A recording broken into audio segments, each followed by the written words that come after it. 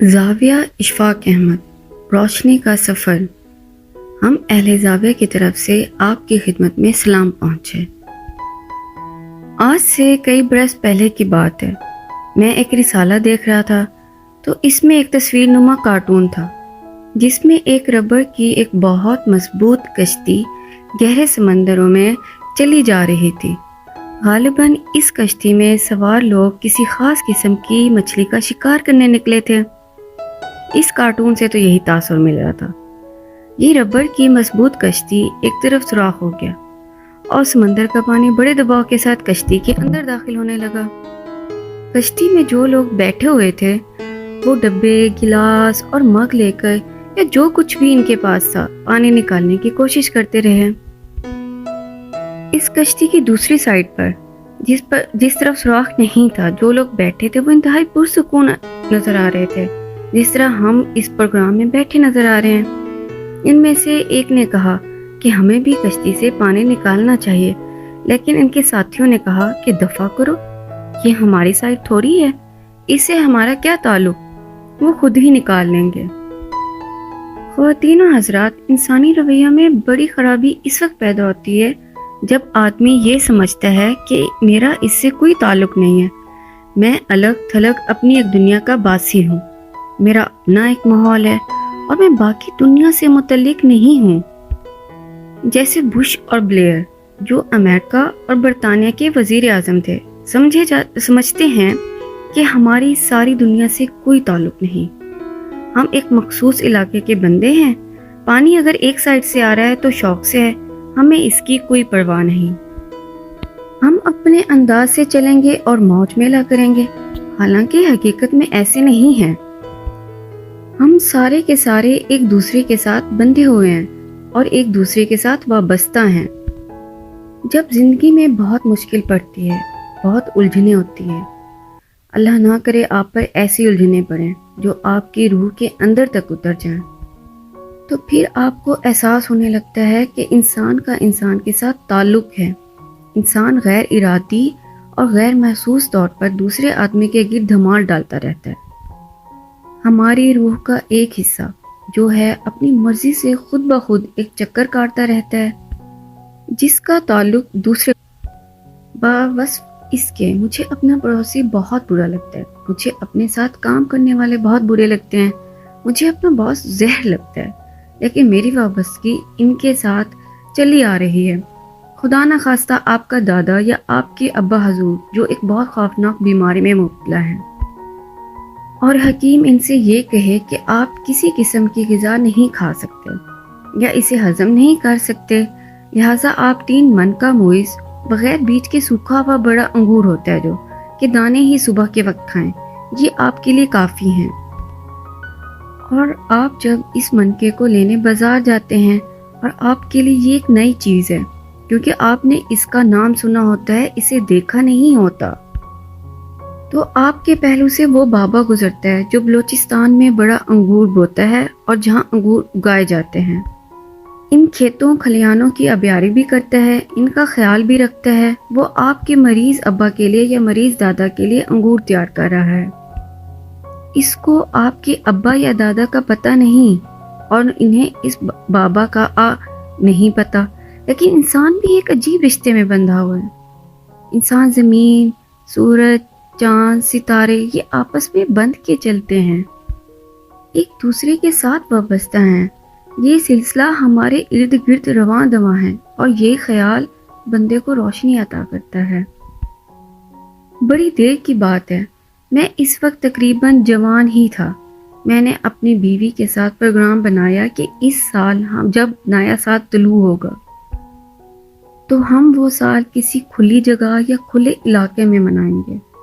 اسی شہر میں انہیں پرانے لوگوں کے ساتھ اس بار نہیں منائیں گے، کہیں اور چلیں گے۔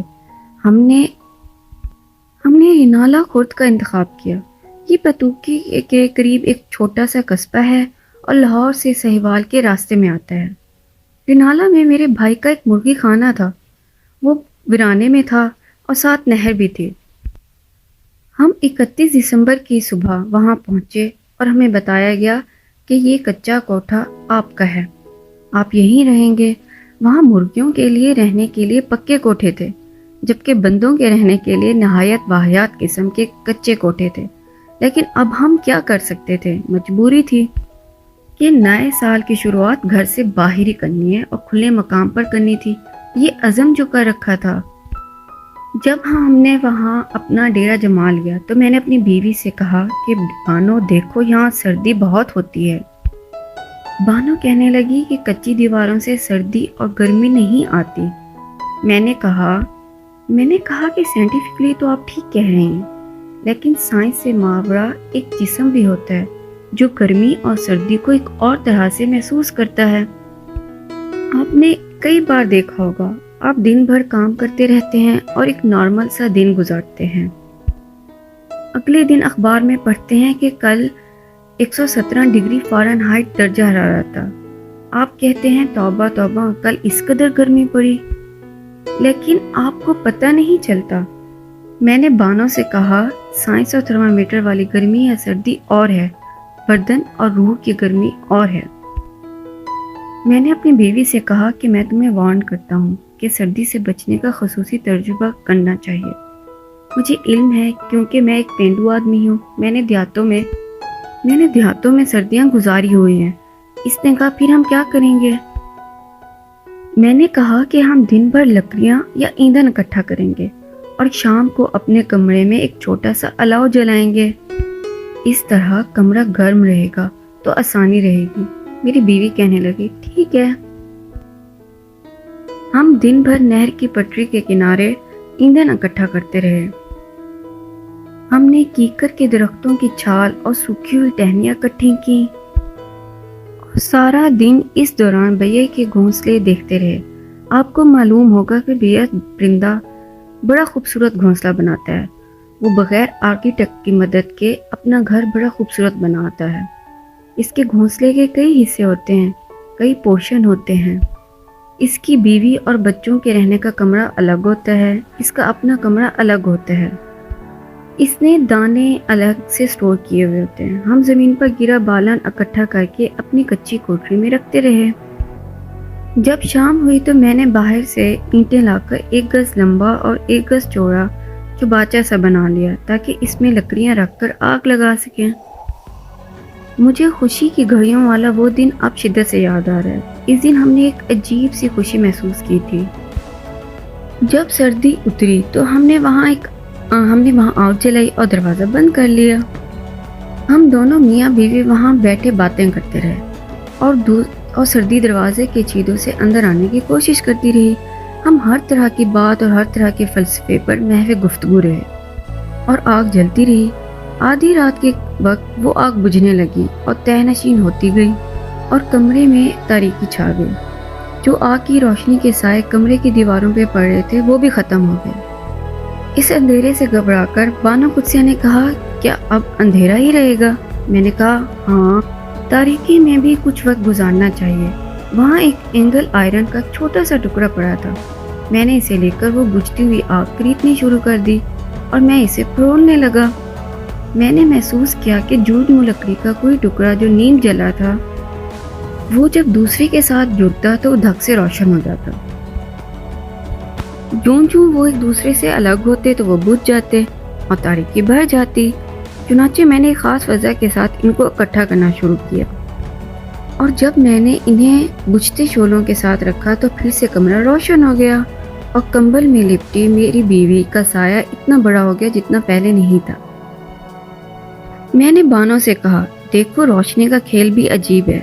جب سورج غروب ہونے لگتا ہے تو چھوٹے آدمیوں کے سائے بھی بڑے ہو جاتے ہیں۔ بہت پیاری بات کی ہے، اور اللہ بھی یہ بار بار کہتا ہے کہ ہم تم کو ظلمات اور اندھیرے سے روشنی کی طرف لائے ہیں۔ روشنی اللہ کا ایک بہت بڑا پیام ہے۔ اللہ خود ہی اپنے حوالے سے بتاتا ہے کہ ترجمہ، اللہ آسمانوں اور زمینوں کا ایک نور ہے۔ وہ شمعدان کے اندر جلتی ہوئی ایک بتی ہے جو ایک ایسے تیل سے روشن ہے جو نہ مشرق کا ہے نہ مغرب کا، اور نہ ہی وہ تیل ہے۔ خواتین و حضرات، اللہ تعالیٰ روشنی کی بڑی تعریف کرتے ہیں۔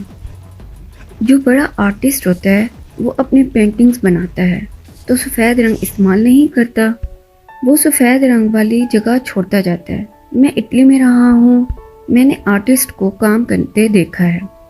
وہ دوسرے رنگ بھرتے جاتے ہیں اور سفید جگہ کو ضرورت کے مطابق چھوڑتے جاتے ہیں۔ اس سے ظلمات ایک طرف ہو جاتا ہے اور نور ایک طرف رہتا ہے اور تصویر کی پوری ماڈلنگ ہو جاتی ہے۔ خیر، ہم اس کچے کمرے میں جلتے الاؤ میں اپنے سایوں کو دیکھتے رہے اور خوش ہوتے رہے اور روشنی کی خوبصورت نعمت کو محسوس کرتے رہے۔ میں نے اندازہ کیا کہ روشنی تب آتی ہے جب دو چیزیں ایک دوسرے کے ساتھ مل کر بیٹھیں۔ جب الگ الگ ہو جائیں گی پھر روشنی نہیں ہوگی، پھر ظلمات ہوگا۔ وابستگی بہت ضروری ہے۔ بندے کا بندے سے تعلق ضروری ہے، چاہے اسے پتہ ہو چاہے پتہ نہ ہو۔ ہم کسی سے چاہے کتنی نفرت کر لیں، لیکن تعلق کا ایک دائرہ ہمیشہ آپ کے گرد کام کرتا رہتا ہے اور آپ کو تقویت فراہم کرتا رہتا ہے، جبکہ آپ اکیلے اپنے آپ کو اتنی تقویت نہیں بخش سکتے۔ کبھی بھی آپ اپنے بوٹ کے تسمے خود کھینچ کر اپنے آپ کو ہوا میں نہیں اٹھا سکتے۔ کوئی بندہ آپ کو جھپی ڈال کر اونچا اٹھا سکتا ہے۔ مجھے روشنی سے ایک بات یاد آ گئی، بڑی توجہ طلب اور لطیف بات ہے۔ ایک زمانے میں بہاولپور کے ایک گنے کھیت میں ایک گنے کے ٹانڈے پر سورج کی چمکدار روشنی پڑتی ہے اور وہ صبح سویرے پڑ رہی ہوتی ہے اور زمین روٹیٹ کرتی ہے۔ 7 منٹ کے بعد وہ گنے کا ٹانڈا اس روشنی سے نکل جاتا ہے۔ 7 منٹ تک وہ ٹانڈا روشنی کو ایبزارب کرتا رہتا ہے، پھر وہ روشنی دوسرے ٹانڈوں پر یا کھیت پر پڑتی جائے گی۔ جب اس ٹانڈے پر وہ روشنی پڑ چکی تو وہ ٹانڈا کٹا اور کٹ کے شوگر فیکٹری میں گیا۔ وہاں وہ کرش ہونے کے بعد چینی میں تبدیل ہو، پھر اس کی بوری بھری گئی۔ اب وہ بوری کسی طرح سے سفر کرتی ہوئی ہمارے یہاں لاہور پہنچی۔ پھر دکاندار سے ٹی ہاؤس کے بندے نے 1-2 کلو چینی خریدی۔ ادیب آرٹسٹ لوگ وہاں بیٹھے تھے۔ میں نے وہاں سراج سے کہا، جو ٹی ہاؤس میں ویٹر تھا، کہ چائے کی ایک اسٹرانگ سی پیالی لاؤ۔ اب اس نے 1 کی بجائے 2 بلکہ 2.25 چینی کے چمچ اس چائے میں ڈال دیے اور وہ چائے مجھے دے دی۔ میں وہ چائے پی کر وہاں سے نکلا اور اپنی سائیکل اٹھائی۔ یہ میں اپنے کالج کے زمانے کی بات کر رہا ہوں۔ میری وہ سپورٹ سائیکل تھی۔ چلنے سے پہلے میں نے اس کی ڈائنامو کو اس کے ٹائر کے ساتھ لگا دیا۔ اس نے اس چینی سے اپنے اندر پیڈل پاور پیدا کی اور پیڈل چلانا شروع کر دیا۔ پھر میری سائیکل کے ٹائر سے لگی ڈائنامو سے بجلی پیدا ہو کر میری سائیکل کی بتی میں آئی تو ساری سڑک میرے سامنے روشن ہو گئی۔ خواتین حضرات کی وہی روشنی تھی جو سورج نے گنے کو عطا کی۔ یہ رشتے میں بندھی ہوئی کس طرح سے میرے پاس آئی اور اب میں اس روشنی کو پہچانتا تھا اور چلا جا رہا تھا۔ ہم رشتوں میں بندھے ہوئے ہیں اور انہیں توڑنے کی کوشش میں لگے رہتے ہیں اور ایک دوسرے پر حملے کرتے ہیں۔ 52 بھی طیارے بھیج کر ان کو مارتے ہیں جو ہمارے وجود کی روشنی ہے، جو ہماری روح کا ایک حصہ ہیں۔ اس حوالے سے بندوں کو دانش اور عقل کب آئے گی، اس بارے میں ہم یقین سے کچھ نہیں کہہ سکتے۔ ہم کتنے ہی محبت کے گیت گا لیں، کتنے ہی پھولوں کے ہار یا زنجیریں بنا لیں، ہم سے یہ نہیں ہو سکے گا جس کی ہماری روح کو آرزو ہے۔ ہمارا نفس تو چاہے گا کہ میرے سوا کوئی اور نہ ہو اور میرے ہی گن گائے جائیں، لیکن یہ بات یاد رکھیں، آپ کی پروڈکشن ہوگی، آپ کی گائکی ہوگی، آپ کے فن کی، آپ کی شاعری کی جب بھی تعریف ہوگی کوئی بندہ ہی کرے گا۔ اگر آپ بندوں کو مار دیں گے تو پھر کوئی تعریف بھی نہیں کرے گا۔ جس طرح لوہے کے ایک تکونے ٹکڑے سے بجھتی ہوئی چپڑوں کو ایک دوسرے کے قریب کرنے سے روشنی پھوٹتی ہے اور سایہ بڑا ہوتا ہے، اسی کی ضرورت ہے۔ قد بڑا کرنے کے لیے یکجا ہونے کی ضرورت ہے۔ خواتین و حضرات، کسی نہ کسی طرح سے، کسی نہ کسی روپ میں ہم کو باہم ہونا ضروری ہے۔ ہم اپنے غرور اور تکبر کے سبب الگ ہو جاتے ہیں، لیکن حقیقت میں ایسا ممکن نہیں ہے۔ آپ بھی اکیلے میں بیٹھ کر اس پر غور ضرور کیجیے گا اور لاشعور کی دنیا میں جا کر غور کیجیے گا تو یقیناً آپ کسی مثبت نتیجے پر پہنچ جائیں گے۔ حضور کا فرمان ہے کہ کسی کو کچھ نہیں دے سکتے تو ایک مسکراہٹ ہی دے دو، یہ بھی ایک صدقہ جاریہ ہے۔ آدمی اگر مسکراہٹیں ہی لوگوں کو عطا کرتا رہے تو روشنی میں بڑا اضافہ ہوتا ہے، اور ہم جیسے کوتاہ قد آدمی اور نمونے بندے ان لوگوں کو بڑی شکست دے سکتے ہیں جو دنیا میں تاریکی پھیلا رہے ہیں، جنہوں نے دنیا کو ظلمات کے اندھیرے میں لپیٹ رکھا ہے۔ اللہ آپ کو آسانیاں عطا فرمائے اور آسانیاں تقسیم کرنے کا شرف عطا فرمائے۔ اللہ حافظ۔